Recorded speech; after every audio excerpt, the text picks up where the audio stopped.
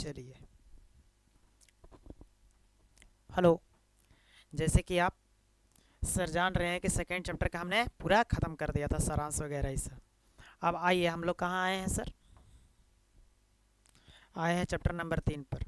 अध्याय 3। अध्याय 3 संपूर्ण क्रांति। चैप्टर 3 का पूरा नाम क्या है दोस्त? संपूर्ण क्रांति। जैसा कि आपको स्क्रीन पर दिख रहा होगा, संपूर्ण क्रांति। कौन क्रांति? संपूर्ण क्रांति। इस चैप्टर में हम क्या पढ़ेंगे सुनिएगा। संपूर्ण क्रांति के जो राइटर हैं दोस्त, इसका लेखक जो हैं, इनका जो लेखक वो है जयप्रकाश नारायण। कौन है? जयप्रकाश नारायण। यही जयप्रकाश नारायण साहब है। इनका भाषण है ये क्या है? ये एक भाषण है, इनके द्वारा दिए गए एक भाषण का अंग है। ठीक है ना? आता ही क्या है? भाषण है, इनके द्वारा दिया गया एक भाषण का अंग है, जो हम लोग अभी पढ़ेंगे संपूर्ण क्रांति के रूप में। आपसे यहाँ आता है संपूर्ण क्रांति, एक इनका एक नारा था, बहुत फेमस नारा था सर। जब भारत छोड़ो आंदोलन 1942 में हो गया था, तो महात्मा गांधी, पंडित जवाहरलाल नेहरू, डॉक्टर राजेंद्र प्रसाद, ठीक है सर, जितना भी बड़े बड़े लीडर थे हमारे देश के, सबको सरकार अंडरग्राउंड कर दिया था। क्या कर दिया था? सब अंडरग्राउंड हो गए थे, या कितना को गिरफ्तार कर लिया गया था। तो सर उसी के आह्वान में इन्होंने, जयप्रकाश नारायण जो हमारे बिहार से बिलोंग करते हैं, ठीक है, इन्होंने क्या किया सर? सर संपूर्ण क्रांति का नारा दिया था। बहुत सारे छात्रों को एकजुट किया और सर सरकार के, अंग्रेजी सरकार के हुकूमत के जड़ें हिला दी थी। ठीक है, ये थे जयप्रकाश नारायण। ठीक है ना? आइए जयप्रकाश नारायण के बारे में सुनते हैं। संपूर्ण क्रांति के लेखक कौन है? इस चैप्टर के आपको राइटर यानी लेखक कौन है? जयप्रकाश नारायण है सर। इसका बहुत एक एक पॉइंट पढ़ना आपको बहुत ही इम्पोर्टेंट हो जाता है। कहता है कि इनका जन्म कब हुआ था? 11 अक्टूबर 1902 को हुआ था। जयप्रकाश नारायण का जन्म 11 अक्टूबर 1902 ईस्वी में हुआ था। 11 अक्टूबर 1902 ईस्वी में। इनका निधन यानी इनका मृत्यु कब हुआ था? तो इनका मृत्यु हुआ था 8 अक्टूबर 1979 को। इनका मृत्यु 8 अक्टूबर 1979 को, जन्म 11 अक्टूबर 1902 को। देखो, जन्म मृत्यु सेम महीना में हुआ था। जन्म भी अक्टूबर में, मृत्यु भी अक्टूबर में। इतना याद रखना है कि जन्म 11 अक्टूबर 1902, इनका निधन यानी मृत्यु 8 अक्टूबर 1979 से का हुआ था। सर इनका जन्म स्थान कहाँ है? इनका जन्म का किस जगह पर हुआ था? इनका जन्म कहाँ हुआ था उसके बारे में सुनिए। कहता है सिताब दियारा गाँव, एक गाँव है सर हमारे बिहार के सारण जिला, ठीक है, में, जिसका नाम है सिताब दियारा गाँव। सिताब दियारा गाँव उत्तर प्रदेश के बलिया और बिहार के सारण जिला में फैला है। सिताब दियारा गांव कहाँ फैला है सर? बिहार के सारण जिला। बिहार के कौन जिला? सारण जिला। बिहार के सारण जिला। इस सारण लिखल है, सारण लिखल है यहाँ, लेकिन सारण होना चाहिए। सिताब दियारा गांव में हुआ था। ये आपको क्वेश्चन है, सिताब दियारा गांव में किनका जन्म हुआ था? जयप्रकाश नारायण साहब का।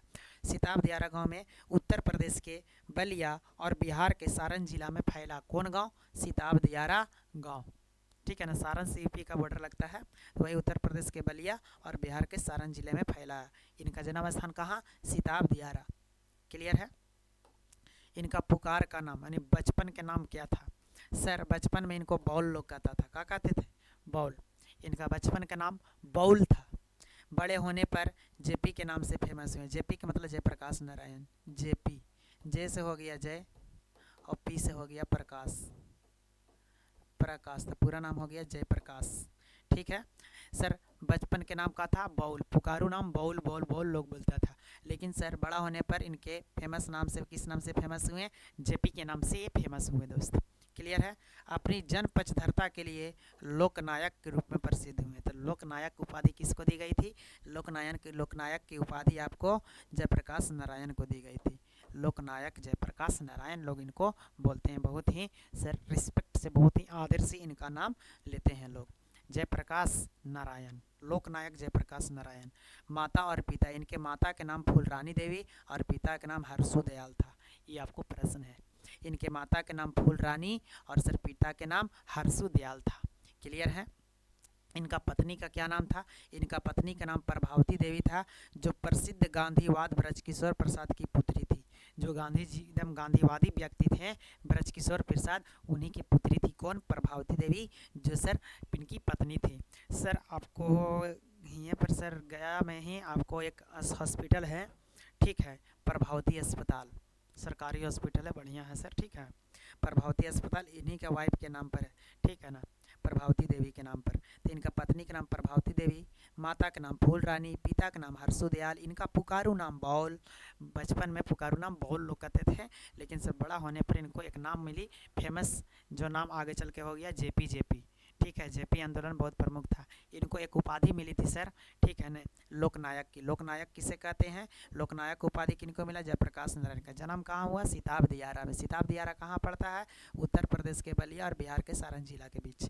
जन्म स्थान सिताब दियारा गाँव। निधन 8 अक्टूबर 1979 को। जन्म 11 अक्टूबर 1902 ईस्वी का हुआ था, ठीक है। ये इनका जीवनी के बारे में था।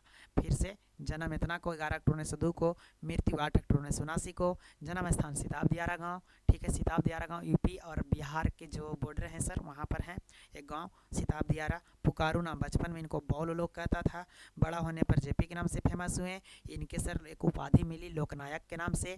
तो लोकनायक किसको कहते हैं? जयप्रकाश नारायण को कहते हैं। क्लियर हैं आप यहाँ तक? चलिए, इनके माता का नाम फूल रानी था, पिता का नाम हरसुदयाल था, याद रहेंगे। माता के नाम फूल रानी, पिता के नाम हरसुदयाल। पत्नी के नाम प्रभावती देवी, प्रभावती देवी। इनके पत्नी के नाम प्रभावती देवी।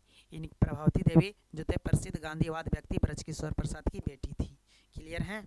चलिए सर, नेक्स्ट शिक्षा। इनकी शिक्षा कहाँ हुआ था? इनकी शिक्षा के बारे में हम लोग स्टडी कर लेते हैं, तो आइए गौर से देखते हैं दोस्त। इनकी शिक्षा कहाँ हुई थी? एजुकेशन इनका कहाँ हुआ था? पढ़ाई लिखाई कहाँ हुआ था? कहता आरंभिक शिक्षा, यानी बचपन से, बचपन की शिक्षा, शुरुआती शिक्षा जिसमें हम लोग का खगा सीखते हैं, कहता आरंभिक शिक्षा घर पर ही हुआ। इनकी शुरुआत में पढ़ाई कहाँ हुई? शुरुआत में पढ़ाई इनकी सर इनके घर पर ही से शुरू हुई थी पढ़ाई।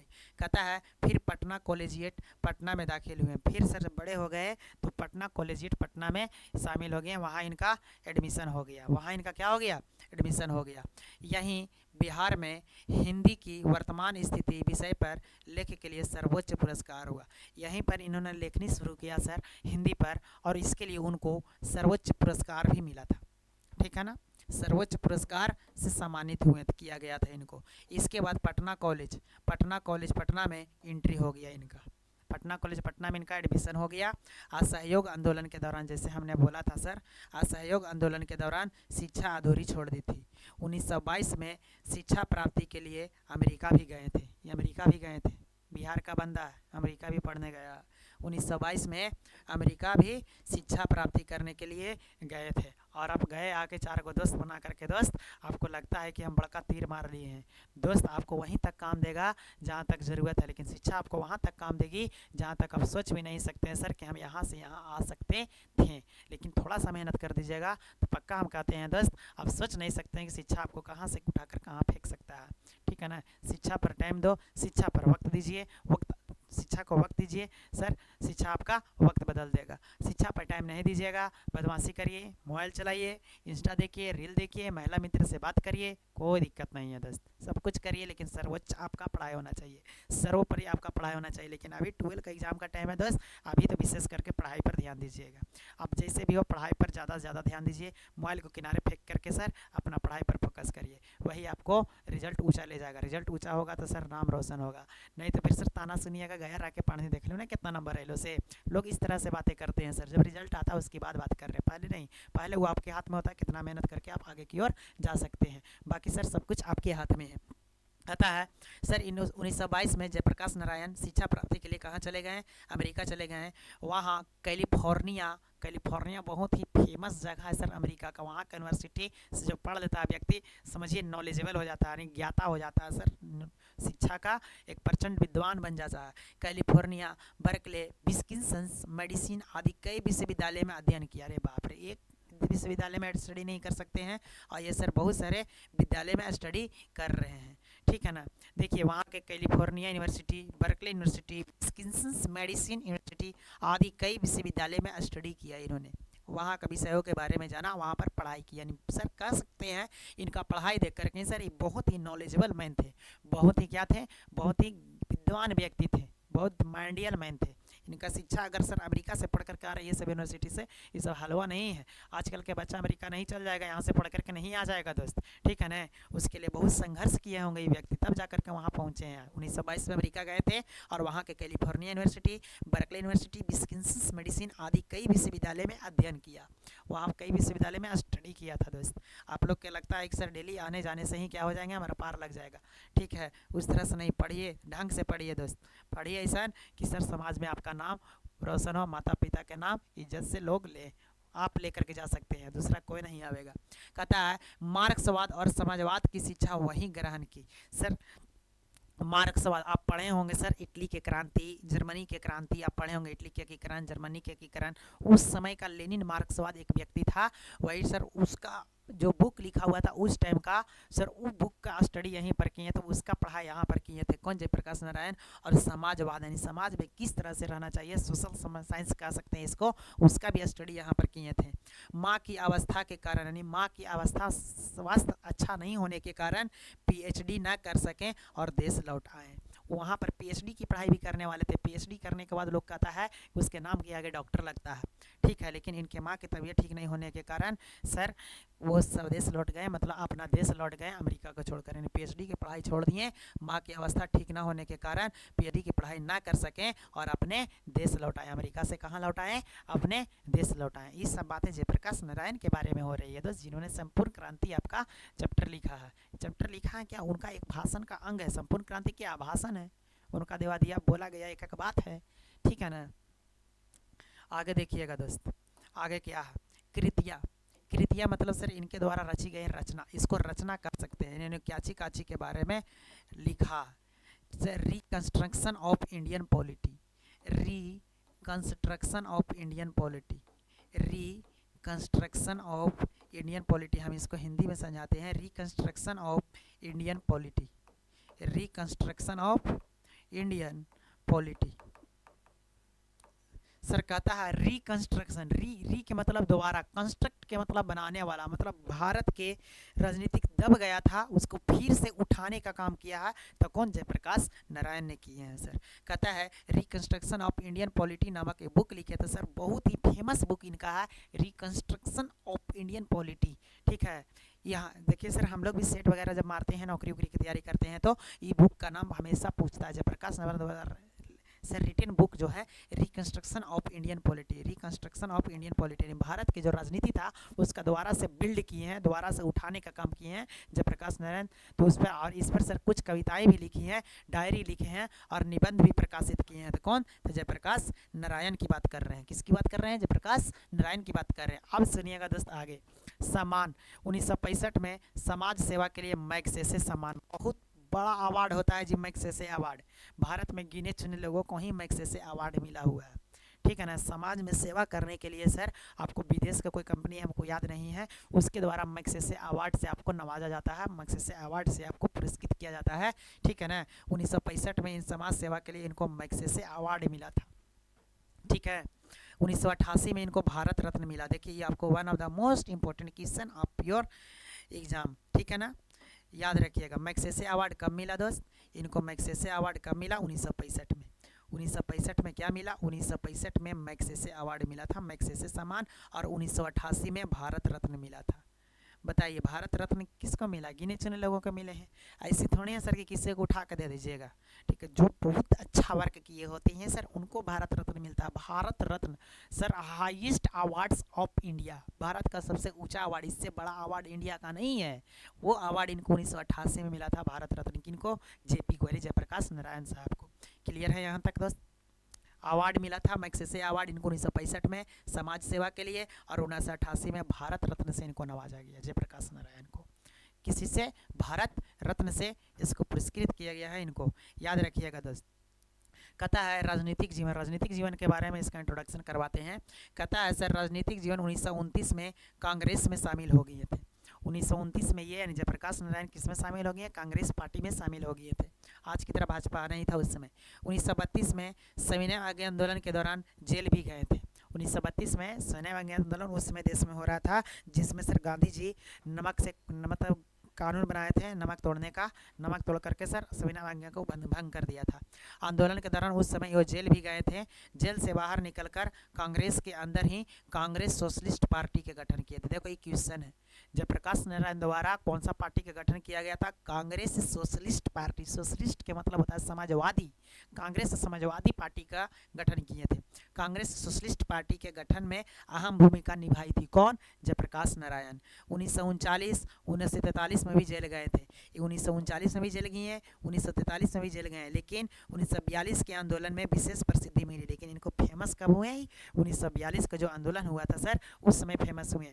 आज़ादी के बाद 1952 में प्रजा सोशलिस्ट पार्टी के गठन किए थे। प्रजा सोशलिस्ट पार्टी के गठन में योगदान दिए थे।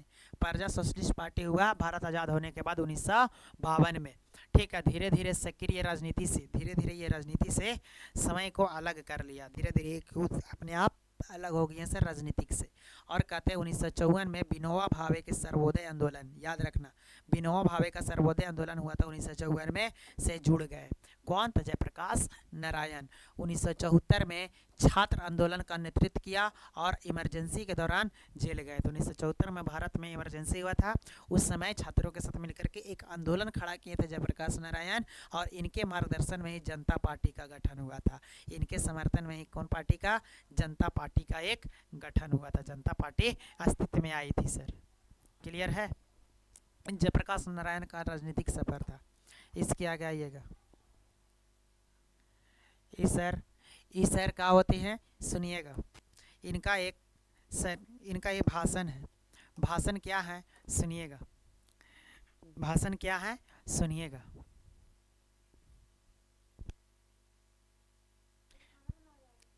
बनाते हैं फिर पढ़ाई छोड़ दो ना। इनका एक भाषण था, देखिएगा। मतलब इस चैप्टर का हमने इनका पूरा सर जीवनी के बारे में बताया, कहाँ से पढ़ाई किया, इसका राजनीति सफर कैसा रहा, इनका माता का नाम क्या था, इनके पिता का नाम क्या था, जन्म कहाँ हुआ था, जन्म कहाँ हुआ था, मृत्यु कहाँ हुआ था, शिक्षा दीक्षा कहाँ हुई थी, कहाँ से पढ़ करके आए थे, कौन कौन सा पार्टी से जुड़े थे, कब कब जुड़े थे, कब कब जेल गए थे, सारा का सारा क्वेश्चन बनता है दोस्त। इसका एक पॉइंट आप इग्नोर नहीं कर सकते, सारा का सारा पॉइंट आपको क्या करता है, यहाँ से आपको काम करता है दोस्त। अब यहाँ से सुनिएगा क्या है। संपूर्ण क्रांति का यहाँ से सारांश है, भाषण दिया गया है जयप्रकाश नारायण के द्वारा, वही भाषण का एक पार्ट है, वही भाषण का एक अंग है। किसी ने कहीं पर सर ये भाषण दिए थे, वही भाषण के बारे में इस चैप्टर में आपको स्टडी करना है, पढ़ना है। अब सुनिएगा यहाँ पर क्या हम पढ़ाने वाले हैं। कहता है दोस्त, बिहार प्रदेश, इनका एक भाषण है, इनका भाषण ही हम बोल रहे हैं जो जयप्रकाश नारायण के द्वारा कभी न कभी बोला गया था। ठीक है, यहाँ से आपको चैप्टर का सारांश होता है। चैप्टर का सारांश रियल में यहाँ से है दोस्त, यहाँ से रियल में आपको चैप्टर चालू है। सारांश लिखे है ना, यहाँ से आपको रियल में चैप्टर चालू है। कहता है, बिहार प्रदेश छात्र संघर्ष समिति के मेरे युवक साथियों, बिहार प्रदेश असंख्य नागरिक भाइयों और बहनों, भाषण वो दे रहे हैं दोस्त। ठीक है, जयप्रकाश नारायण क्या कर रहे हैं, एक भाषण दे रहे हैं कि बिहार प्रदेश के छात्र और संघर्ष समिति के मेरे युवक साथियों, बिहार प्रदेश असंख्य नागरिक भाइयों और बहनों, अभी अभी रेणु जी ने, फणीश्वर नाथ रेणु, कुछ कविता कहे तो वो भी मंच पर थे उस समय। ठीक है, फणीश्वर नाथ रेणु बहुत ही विख्यात सर कह सकते हैं, फेमस क्या थे, कवि थे। ठीक है, उनका भी रचना आपको पढ़ने के लिए मिलेगा कभी जीवन में, जब बड़े होइएगा सर। किताबें पढ़ना सीखिए, किताब पढ़ने से आपको बहुत नॉलेज होता है दोस्त। दुनिया सर समाज की बातों में आप उलझ कर आ जाइएगा, किताब पढ़िए, बहुत नॉलेज होगा।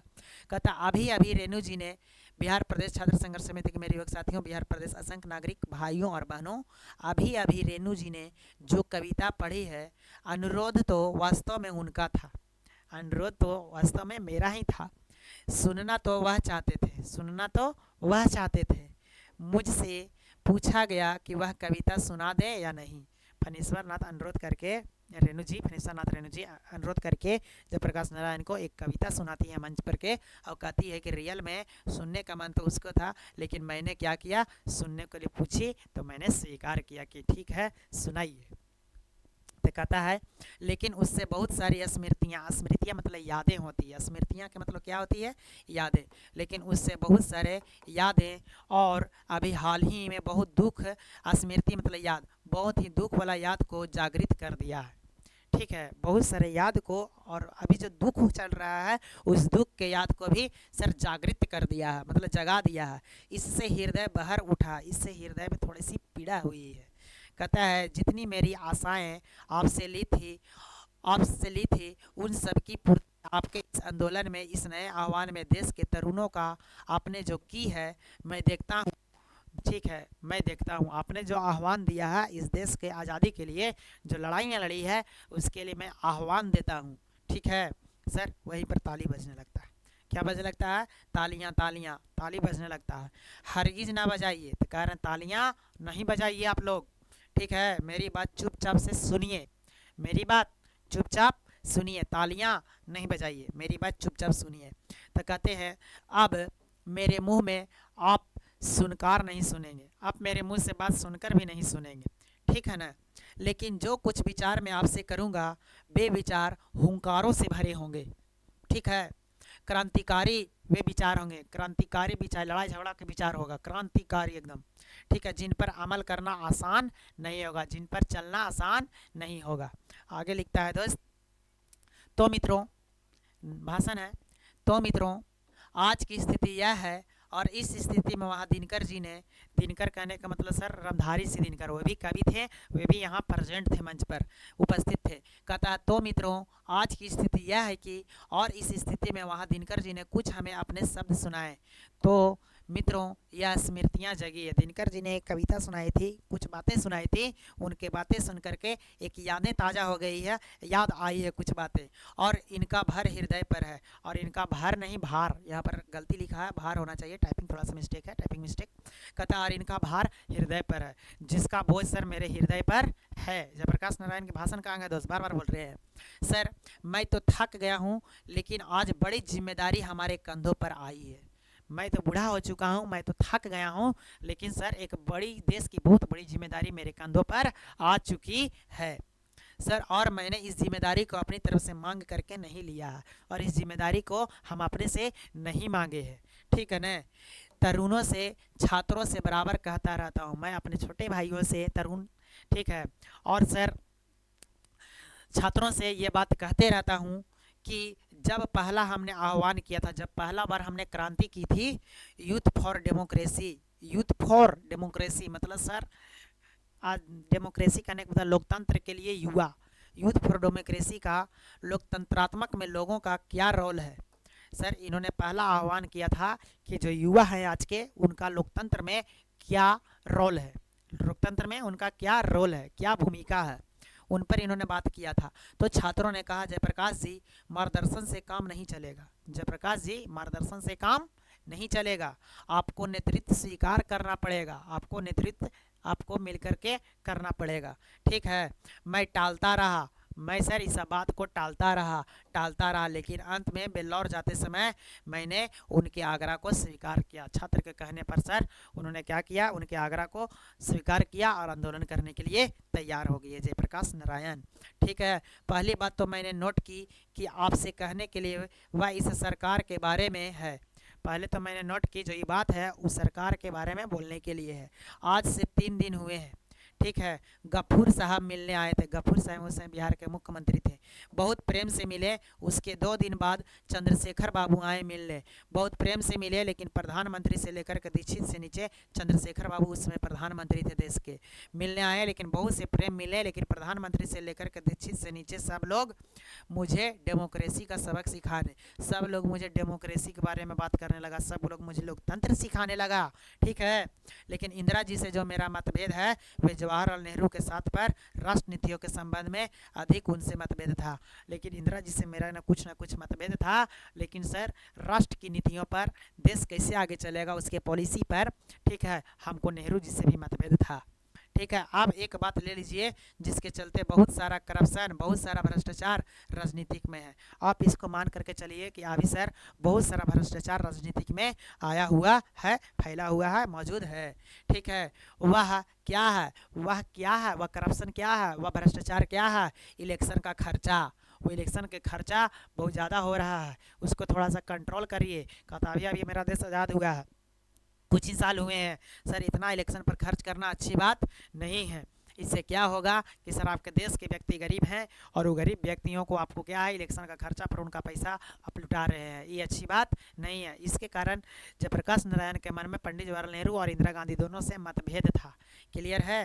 करोड़ों रुपया वह चुनाव पर खर्च करेंगे, करोड़ों रुपये चुनाव पर खर्च करेंगे। ठीक है, आज से नहीं, मैं बरसों से पुकार रहा हूँ कि भाई इस चुनाव में आमूल परिवर्तन होना चाहिए, कुछ ना कुछ परिवर्तन होना चाहिए, बदलाव होना चाहिए। इस सिलसिले में एक और बात स्पष्ट करना आवश्यक है कि जो संघर्ष समितियां छात्रों की थी जनता की बन गई है अब या बन रही है। उनका काम केवल शासन में संघर्ष करना नहीं है, उनका काम समाज का अन्याय के विरुद्ध संघर्ष का होगा।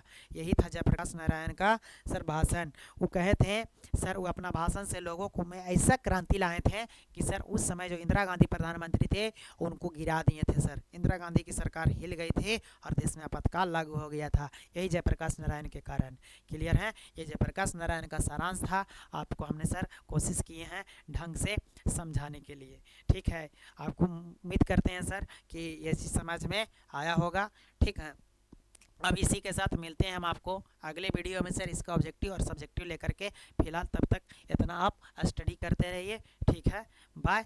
मस्त रहिए, पढ़ते रहिए, ज़बरदस्त रहिए सर। इस तरीक़े से सारा का सारा वीडियो आपको धीरे धीरे करके अपलोड कर देंगे, ख़त्म हो जाएगा सर लाइव लेकर के सर। ठीक है ना, आप पढ़ते रहो, मस्त रहो, मगन रहिए सर। एकदम गुड नाइट, मिलते हैं आपसे नेक्स्ट वीडियो में।